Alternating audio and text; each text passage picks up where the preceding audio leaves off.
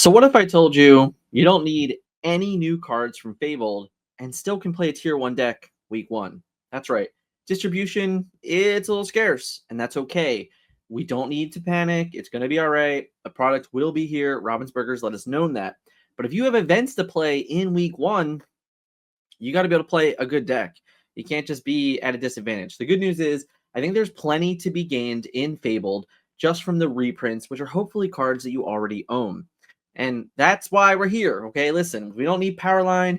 We don't need Circle of Life. We don't need Dumbo. It's going to be okay. We can manage. We can still be successful in week 1.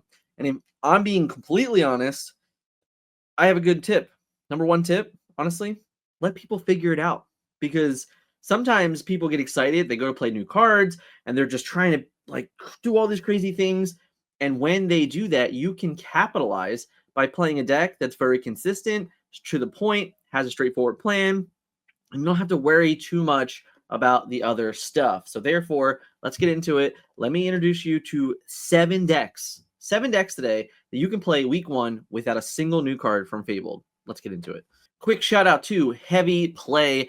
You hit up that TFM10 at checkout for 10% off of your orders. You get a brand new deck box that will honestly last you through the entire season. That's important. We got a whole brand new season. It's about a year long. This will definitely get you through. And not only will it get you through the season, I guarantee it'll get you through the next 5 seasons of Disney Lorcana. These are the best deck boxes you can possibly pick up. Go and check them out. TFM10 at checkout. Day 1, no new cards aggro, and maybe a little bit bigger. This is a deck that one of our own TFM members have been playing. Shout out to AJ Prodigy Player 12. He's been really putting in the work with this deck. He likes where it's at. He feels pretty comfortable for it for week 1. And the big win here is that you don't need any new cards from Fabled. We're just looking at reprints. We're honestly even looking at some common reprints, nothing even crazy. We don't even need to go out of our way, to get anything aside from Strength of a Raging Fire, which you already hopefully have. And when you're talking about this deck and the straightforwardness of it, you look at it and you're like, oh, okay, it gets in early, does what it needs to do, and then can come in and finish with late game swingers. Namari, the single-minded rival, is the 5-cost inkable, 0 strength, 5 willpower, 2 lore with strategic edge. When you play this character and at the start of your turn, draw a card and choose and discard a card, and then she has extreme focus, this character gets plus 1 strength for each card in your discard. This is just another way to say, hey, at the end of the game, I'm going to put characters into play that are absolute threats, that take my opponent characters out when they trade into them. And also gives me the ability that, hey, you never know, maybe there's a random location that pops up in something early on in the weeks. Amari absolutely answers all of those things. This still has the Tiana traps in it. You have Tiana, you have Pluto, you have answers to opposing Tianas because of your Sven. This deck really does have some interaction ways to work both on the play and on the draw. Both efficient, nice, straightforward gameplay, and just punishes all of your opponents that are trying to figure out new cards that don't have all the right answers. You just have a game plan. It's very simple, straightforward, gain 20 lore, and kind of just move on and laugh at your opponents as they're still trying to figure out how to even get their shift sing to work. An oldie but goodie for the TFM channel. That's right, all the way back in January of this year, we put out a video for this Bend to My Will deck. Now, we're in a metagame where we don't necessarily think that Bend to My Will is in the best position, but it has enough matchups that you can get away with it, and you have enough ways to kind of interact with it in your hand that it's not that much of a worry for playing the one in here. This deck most certainly feels like a under-the-sea deck, but it also feels like a way that just says, I'm going to win the game, and while doing so, laugh at all your characters in play. There are several lines in this deck that lead to your opponent being so very frustrated as they see their board getting wider and wider, and you just being more efficient than ever, removing their characters and preventing their characters from doing what they want to do. Rapunzel, the High Climber, is the 5-cost inkable, 2 strength, 5 willpower, 2 lore with evasive and wrapped up. When this character quests, chosen opposing character can't quest during their turn. John Silver, the reprint from Fabled, the Alien Pirate, 6-cost inkable, 5 strength, 5 willpower, 2 lore. Pick your fights. When you play this character and whenever he quests, chosen opposing character gains reckless during their next turn. And of course, the Basil Undercover Detective. I have talked about this card in almost every deck recently because that's how good I think he is. The 7-cost, 5/4, 2 lore, incapacitate. bounce a character back to your opponent's hand, and interfere. When he quests, you choose an opponent, and they discard a card at random. You can see the rest of this deck kind of coming in. We got Anna, another way to interact with the board, also making our opponents discard a card, pretty relevant. And then, of course, the Aurora Dream Guardian, given the rest of your character's ward, really shows up because if you want to protect your Clarabelle even further, if you're looking to protect your Rapunzels or your John Silvers, to really make them interact and make them run into their characters and not utilize the strength of a Raging Fire. If they want to, they have to hit your Aurora, which means all of your other characters are still protected behind that ward shell, and that is a big deal in the current metagame. I've been seeing a lot of worry about this deck not being able to interact with aggro. I think that's crazy. Basically, all you have to do is get into that 5, 6, 7 range.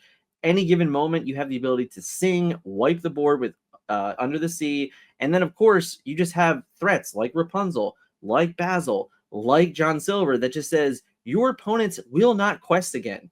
If you get to a point in the game where you're like, yeah, I'm just going to play Rapunzel, play a John Silver, and then play a Basil, bounce your character, they're just, they can't interact. Like, the game effectively becomes over. They're probably sitting at 16 lore, praying to get to 20, and you just know it's never going to happen. I think this deck is very, very well positioned early on in the metagame. I think it's a great deck because you don't need any new cards. You're not chasing anything. You're not worried about spending $60 on Dumbos and God knows what else for other characters. This is a great choice, specifically if it's a deck that you played in the past and you liked this kind of sort of play style.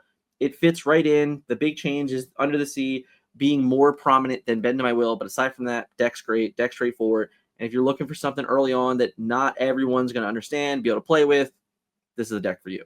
Day one, no new cards, spam. That's right, Sapphire, Amethyst. Yeah, Dumbo's a really good card, but the hard truth is you don't even need Dumbo for this deck to be good.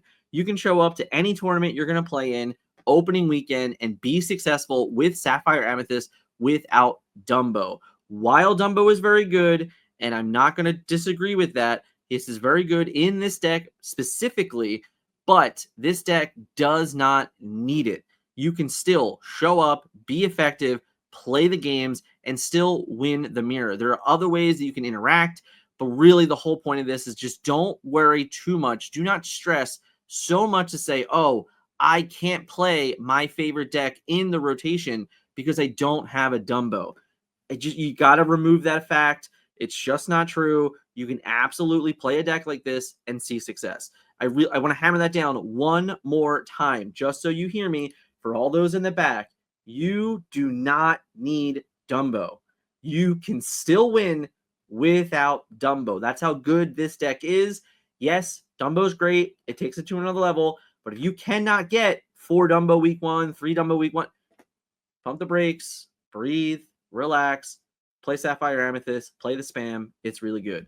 Now, taking a look at the deck list, of course, very, very similar from what we said the other day. Biggest thing, biggest change, you take out library, you take out Dumbo, you add library. That's our effective other ways to draw cards here.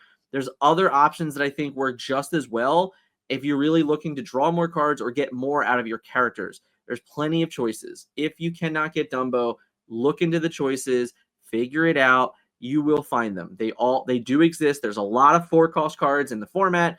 And yeah, this deck already has Genie, already has Iago, already has Scrooge McDuck. That doesn't mean that you can't play more of them. You're playing a deck that's built to either ramp on 2 or alter to ramp on 2. Those are the two things that you absolutely are doing basically every game.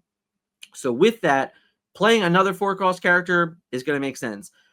Adding Donald Duck back to this deck, totally a fine option. If you want to play Donald, you can take out the libraries and just play Donald. You can go down on Anna, go down on Into the Unknown, play Donald. There are ways to get that character in play. All in all, this deck is still incredibly well positioned. It might be the best deck week 1. So therefore, just because you can't get a character does not mean you should not play it. If this is a deck you've been working on, just keep playing this deck. If you have to, play some deck games without the Dumbo so you're not relying on it. But this deck in general, very powerful. To be weary that this deck will definitely be out there week 1.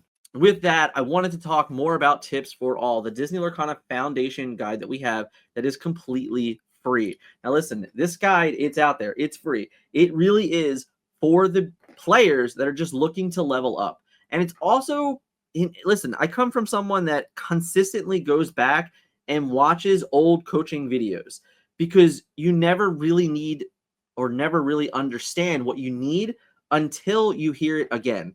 So going back and even as an experienced player, reading these tips, reading these articles of just base level information, it might trigger something that you could not remember before, and it might bring you back. The guide's completely free. It's really there as our level up moment for players that are looking to get from A to B. Big goals to be set in this rotation in season 2. A lot of that stuff's going to be covered in Tips for All. So if you're looking to support us quickly, just go follow us on Metafy. Get this guide completely free. Thank you. Day 1, no new cards, Ruby Amethyst.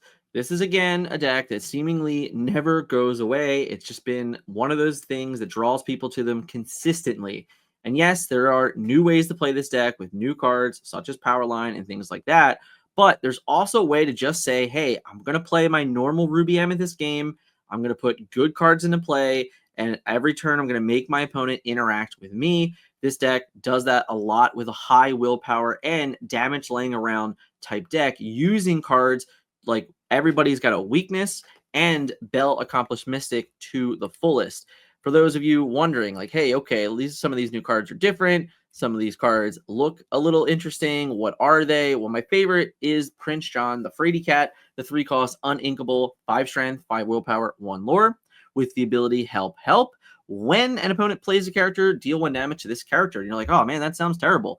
Yeah, but it's a 3-cost, 5/5 that interacts really, really well to the board because there's just not a lot around that can do anything about it.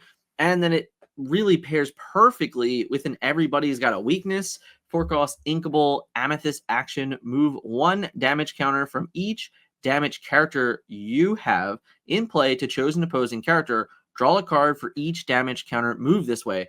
So when you have cards like Prince John, cards like Mulan, of course the 1/4s such as Queen of Hearts and Palace Guard, like you just have so much damage laying around. So all of a sudden, Everybody's Got a Weakness is very, very threatening because if you're able to remove 3 damage, banish a character, and then draw 3 cards, I mean that's like insane tempo swings. Your opponent is going to feel very, very far behind in the matchup, and that's exactly what this card does do for you. Of course, you also have the Hypnotic Strength, which kind of enables you to remove a lot of early characters from the game, specifically problematic ones. There's also a new card in this deck that has come up in a lot of different testing. Break Free, the 1-cost inkable action for Ruby. Deal 1 damage to a character of yours. They gain Rush and +1 Strength this turn. So this kind of enables a couple different things. Obviously, it enables Card Soldiers really quickly to go in and do what he wants to do. It enables, Shark to come in and challenge immediately, which is very effective. It allows Moana to come in right away, challenge effectively, and then buff another character. And of course, it also enables Mulan to, at the very least, when you can't shift, also come in with Rush, and then you can compound the +1 strength from Break Free and even Lumiere, still get to 4 strength, and that really can still effectively wipe a board. It just gives you another sly option to interact with the board for your opponent to not really expect it. And I think that's what Break Free mostly adds to the game. All in all, Ruby Amethyst, again, this is just a deck that it won't go away. People love it. They love this in combination, and for good reason. The play is great. It makes a lot of sense. It interacts really, really well against aggro decks. Kind of just has an answer like every pace. Like, every single pace of it is like, it's just there. It's kind of good. And then, of course, when you look at it, against other control matchups, you have Shark. I mean, Shark is so good.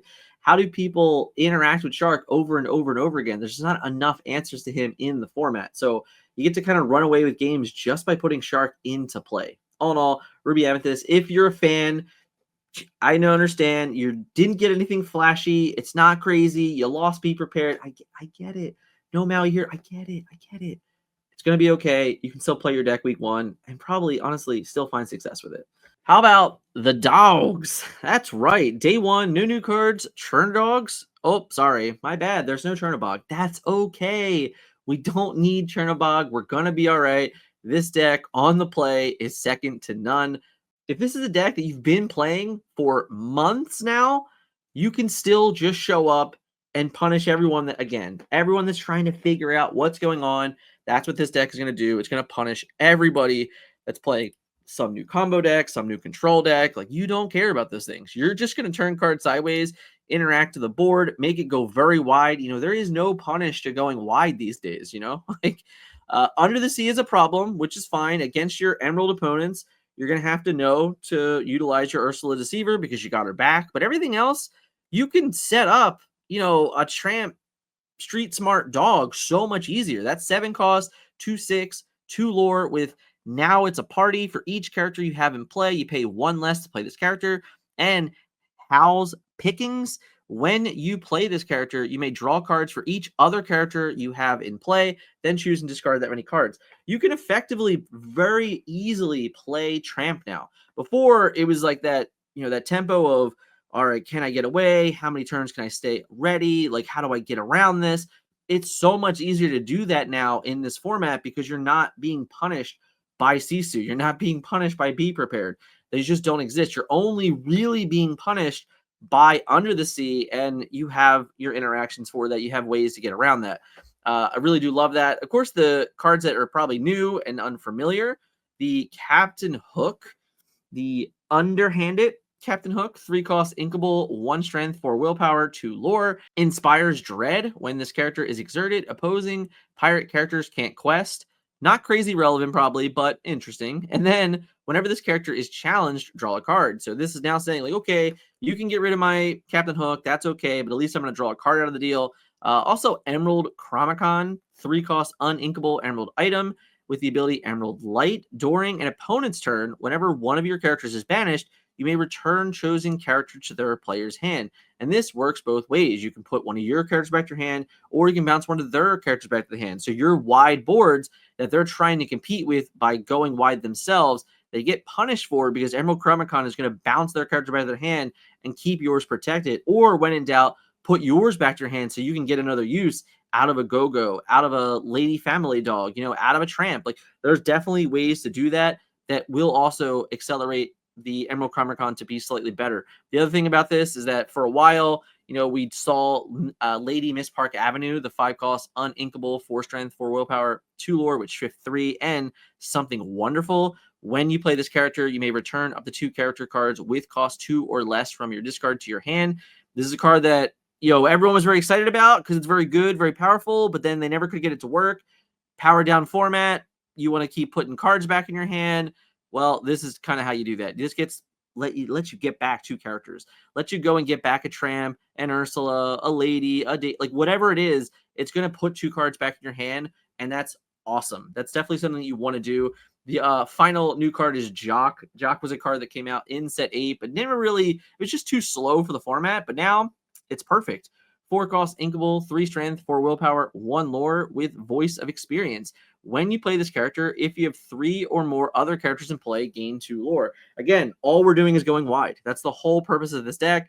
Go wide, put 10, 12, 15 lore in play, turn it all sideways and tell your opponent to figure it out.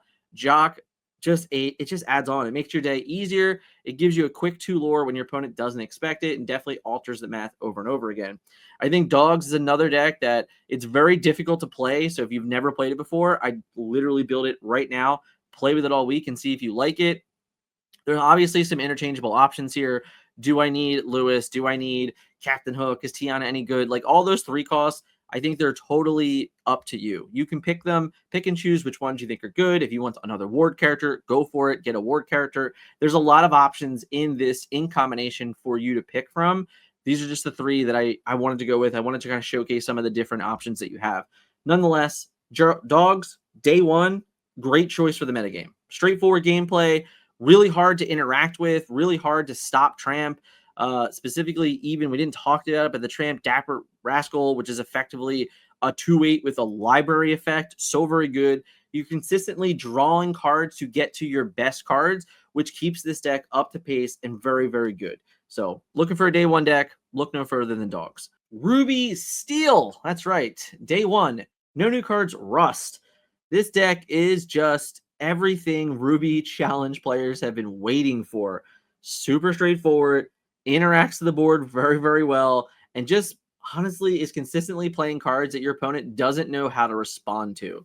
Let's start with Li Shang, the 3-cost, uninkable, 2 strength, 3 willpower, 1 lore with I won't let you down. This character can challenge ready characters and enormous responsibility. While this character has damage, he gets +2 strength. So this is another one of those cards that interacts very, very well with Break Free, which is why we have 2 in this deck, because it's even better in this deck. Break Free is, of course, the 1-cost action. Deal 1 damage to chosen character of yours. They gain Rush and get +1 strength this turn. This card turns, literally, it turns Li Shang on immediately, and all of a sudden, Li Shang becomes a 5/2. Effectively taking out just about anything that's ready, which is kind of awesome, kind of insane. That's really, really powerful in this deck. Another card that's very annoying to look at is Mulan. Mulan is the 4-cost 3/3 with Reckless and built of speed. During your turn, this character gains evasive and long range. This character can challenge ready characters. Again, this is one of those cards that when you play it on 4, it can all of a sudden start challenging any ready characters, and you can really combine it with Mushu, the Majestic Dragon, which is the 5-cost inkable, 4 strength, 4 willpower, ruby steel dual ink card with 1 lore, and intimidating and awe-inspiring. Whenever one of your characters challenges, they gain resist +2 that challenge, and Guardian of the Lost Souls during your turn. Whenever one of your characters banishes another character in a challenge, gain 2 lore. So Mulan on 4 into Mushu on 5. All of a sudden, you have a 5 strength, 3 willpower, 2 resist, that when she banishes something, you gain 2 lore. I mean, that's insane. Like, that's so good. It really just puts people in a position they're like, man, I don't know how to do. I don't know how to interact. I'm worried. How do I, keep moving the game forward?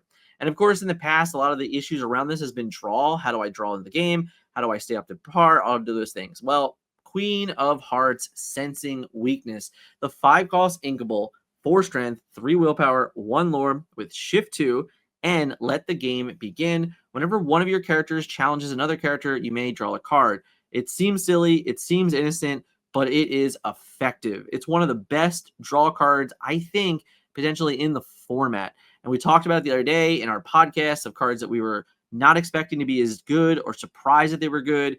I just named several in this deck. Queen of Hearts, definitely a surprising card. Li Shang, a surprising card. These cards are just really putting people in a very weird and awkward position.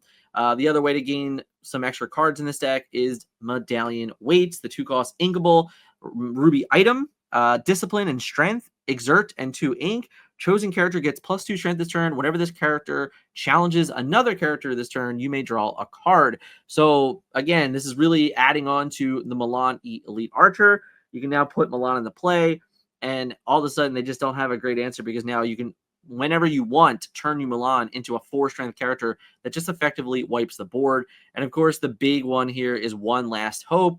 Chosen character gains resist +2 until the start of your turn.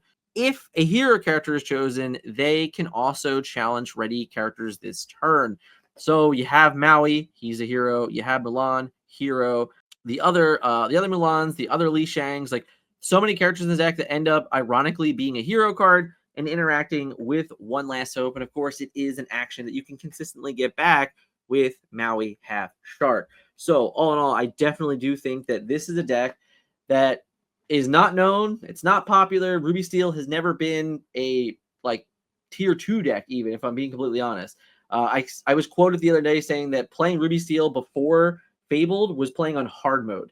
That's not true anymore. It has a lot of good removal, a lot of good interactions to the board, and a lot of problematic characters that when you play them, your opponent looks at you and goes, what do I do?